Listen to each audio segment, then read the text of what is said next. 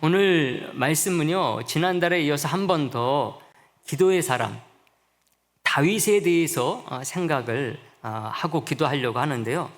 여러분, 우리가 믿는 사람들로서요, 진짜 기도의 능력과 효과를 믿고 있는 사람들인지 한번 이 시간 말씀을 들으면서 스스로 좀 돌아보기를 원합니다.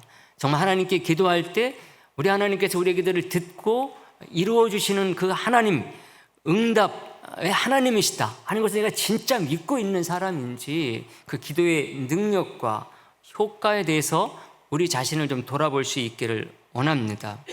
기도를 마음의 정화, 또 성품의 단련, 혹은 교양의 어떤 함양을 위해서 하는 사람들이 있는 것 같아요. 물론 이 부분도 있죠. 요즘은 기도에 대해 점점 그런 식으로 생각하는 사람들이 많아지는 것 같아서 안타깝습니다. 기도의 능력을 믿고 기도의 효과를 믿는 성도라고 한다면은 기도하는 자세가 다를 수밖에 없거든요. 기도에 매달리는 그 태도가 다를 것이기 때문에 그렇습니다. 아무리 세상이 우리를 기도로부터 멀어지게 하고 기도를 다른 용도로 잘못 알고 사용하게 만든다 할지라도 우리만큼은 기도에 대한 분명한 확신과 믿음을 가지고 기도해야 될 줄로 이렇게 믿습니다. 여러분, 다윗은 누구보다도 기도의 사람이었습니다. 다윗은 왕이었지만은 왕이라는 타이틀보다는 기도의 사람이라는 것이 더 어울릴 정도로요, 기도의 사람이었어요. 시편 3편 4절 말씀에 보면 이런 말씀이 나오거든요. 내가 나의 목소리로 여호와께 부르짖으니 그의 성산에서 응답하시도다, 이렇게 말합니다. 다윗이 자신의 기도에 대해서 말을 할 때에 그렇게 말을 하죠. 부르짖으니, 이렇게 말을 하고 있습니다.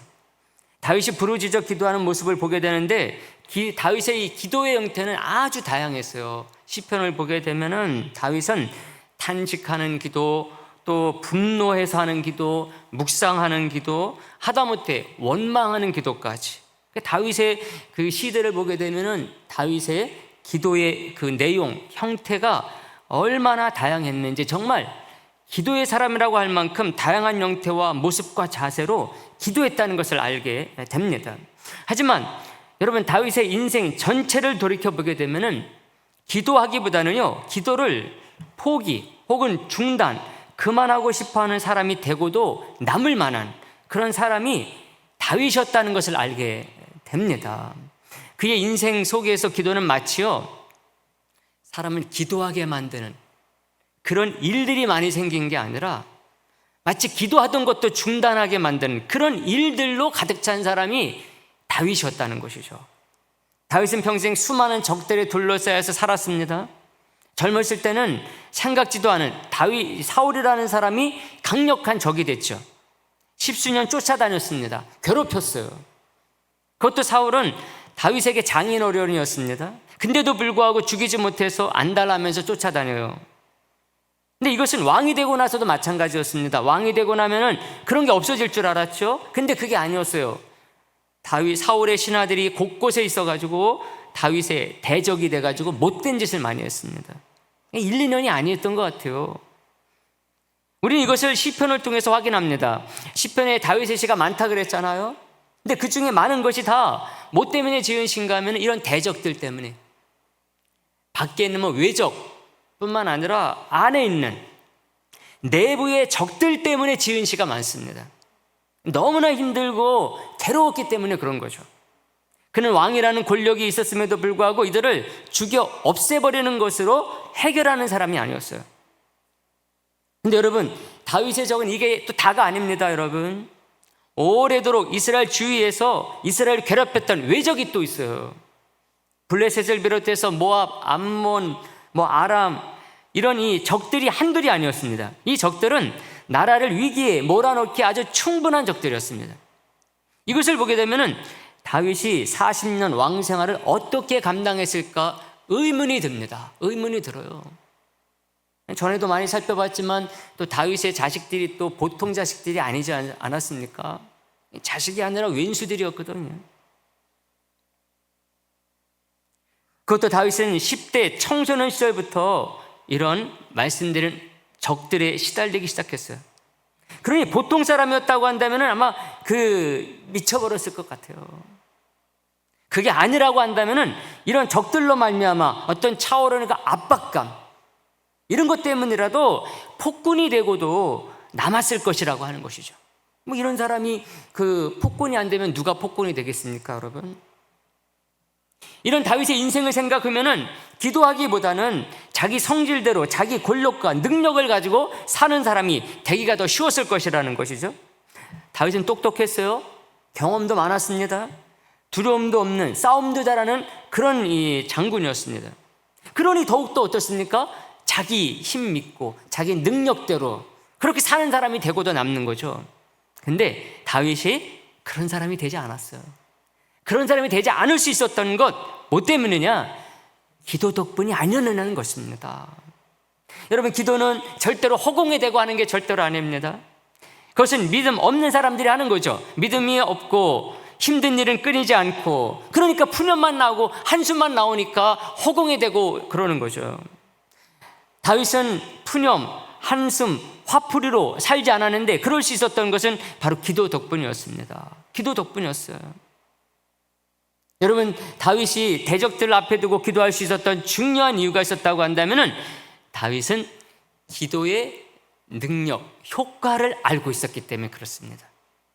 다윗은 자기를 못살게 굴었던 적들을 놓고 기도한 게 많다 그랬죠. 다윗은 많은 시들을 바로 그런 대적들 때문에 지었습니다. 오늘 우리가 본 35편도 그런 시입니다. 이것을 1절 말씀에서 알 수가 있어요. 우리가 보지 않았지만 1절에 보시면 이런 표현이 나와요. 여호와여, 나와 다투는 자와 다투시고 나와 싸우는 자와 싸우소서, 이렇게 얘기를 합니다.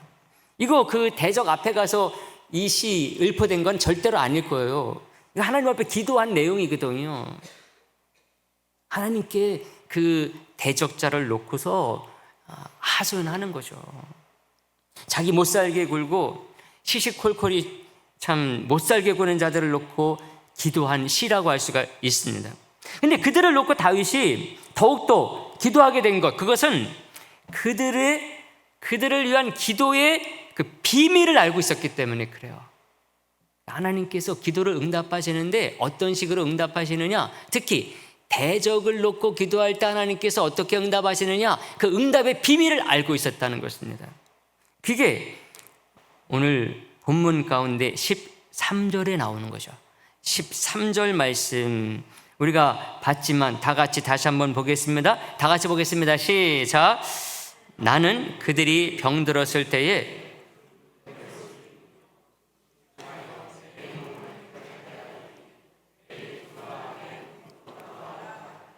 아멘. 자기가 한 정성, 자기가 한 기도, 누구를 위한? 대적자들을 위한. 그것이 자기에게 다시 돌아왔다는 것입니다.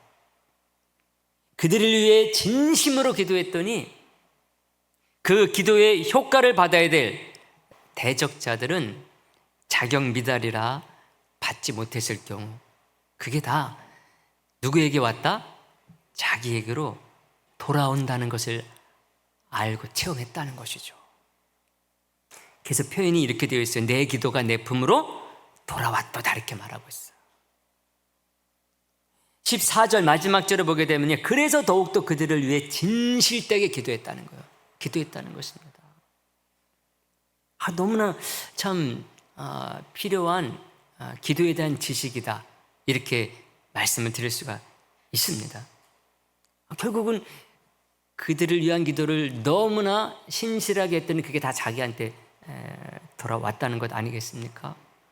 그러니 그렇게 그를 위해서 신실하게 기도하니까 가서 그들을 악에 대해서 악으로 갚지 않았을 거 아니에요. 원수를 원수로 갚지 않았을 것 아닙니까? 우리가 정말 마음속에서라도 그런 원수를 사랑할 수가 있어야 되는데, 그러지 못하면 최소한 이렇게는 해야 되겠다는 그런 생각을 가져요. 물론 다윗이 기도의 사람이 될 수 있었던 이유는 이게 다가 아니죠. 그럼에도 불구하고 여러분, 이런 부분 우리가 살펴보는 것, 우리 한 사람 한 사람이 더욱 기도의 사람이 되기를 바라는 마음에서 이런 부분까지 생각을 했어요. 신명기서 4장 7절에 보면 모세가 이런 말을 해요. 우리 하나님 여호와께서 우리가 그에게 기도할 때마다 우리에게 가까이 하심과 같이 그 신이 가까이 함을 얻은 큰 나라가 어디 있느냐 이런 말을 해요. 다윗의 오늘 이 말씀 속에서도 우리가 그런 응답의 비밀을 알고 더욱더 기도하는 사람이 되되 누구를 위해서까지? 원수를 놓고서도 기도하는 사람. 또 하나 모세 이 말이 기도의 사람이 되는 데 있어서 중요한 도전을 주는 거 아니냐는 것입니다. 우리가 기도할 때마다 우리가 그 하나님과 가까이 함심과 같이 하나님이 우리에게 그만큼 더 가까이 오신다는 것입니다. 계속 이렇게 표현하고 있는 거죠. 그 신이 가까이 함을 얻은 큰 나라가 어디 있느냐 이렇게 말했어요. 그러니까 이스라엘이 막 좌충우돌, 그 역사를 보게 되면 불신앙의 그런 모습들이 좌충우돌하잖아요. 그럼에도 불구하고 다른 이방 족속들보다는 이스라엘 백성들이 하나님을 섬기려고 노력을 하거든요. 그런 만큼 하나님께서 이스라엘 백성들을 더 가까이 하시고 사랑하시되 결국 끝내는 예수 그리스도를 통해서 그 구원을, 그 사랑을 완성해 버리지 않습니까, 여러분? 이스라엘 백성들 하나님 버리지 않으시잖아요. 모세의 기도에 대한 어떤 신앙 고백과 같은 말이라고 할 수가 있습니다. 그러니까 모세가 이스라엘 백성들 40년간 지도하면서 이런 기도의 비밀을 깨달았던 것 같아요. 이스라엘 백성들 모세가 40년 지도하는 동안에 얼마나 많이 불평하고 불만하고 원망하는 거 봤습니까? 근데도 불구하고 그런 속에서 하나님 앞에 가까이 나아가는 것이 얼마 안 됨에도 불구하고 그런 만큼 우리 하나님께서는 다른 것 보시고 심판하시기보다는 이스라엘 백성들에게 더 가까이 오셔서 사랑하셨다는 것입니다. 우리가 가까이 하는 만큼 하나님께서 우리에게 더 가까이 오신다는 거죠. 하나님께 진심으로 기도할 때마다 하나님이 우리와 더 가까이 하신다. 이것만큼 더 큰 축복이 어디 있습니까, 여러분? 우리와 더 가까이 하시는 그 하나님이심을 저와 여러분들이 꼭 믿고 더 기도할 수 있는 분들이 되시기를 간절히 소망을 합니다. 하나님은 기도하는 사람을 더욱 가까이 하시는 하나님이십니다.